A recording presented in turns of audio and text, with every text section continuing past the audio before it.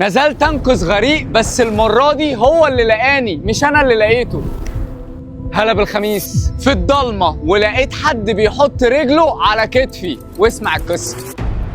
خليني اخدك يا صديقي بالتايم ماشين ونرجع 7 سنين تقريبا في الرياح العباسي ونفس الشمية اللي اتكلمنا عنها قبل كده. كابتن كساب بيحكي القصة ويقول يجي البلاغ ان شاب غرق في شم النسيم، وطبعا زي ما انت عارف اليوم ده المصريين كلهم بيخرجوا والنيل النزهة الجميلة الشعبية، وهوب شاب غرق في المنطقة قبل كوبري العباسي بشوية. حضرت نفسي أنا وكابتن محمد الدولار ورحنا ندور عليه في المكان اللي قالوا عليه، بس مش لاقيينه. 3 أيام نبحث في المنطقة وحواليها وحتى على مسافات بعيدة، بس كان قبل منطقة الشمية. وبعد 3 أيام يجي بلاغ تاني عن واحد غرق في منطقة الشمية. تعبت من حالات الغرق في النيل والله. المهم رحنا ندور عليه وسيبنا ناس تكمل تدوير في المكان الأول. ركز كده، عندنا شاب غرق في مكان وشاب تاني غرق في الشمية، والشمية هي حفرة عميقة في النيل بتجمع كل الغرقانين وبيبقى فيها طيارات ودوامات وسحب عالي. كساب بيكمل ويقول ان من البديهي لما حد بيغرق في الشمية الدوامة بتسحبه للقاع، وبعد كده الطيارات تخبطه في جدران الشمية لحد ما يستقر في قاع الشمية، وتبدأ لحظات الرعب بقى.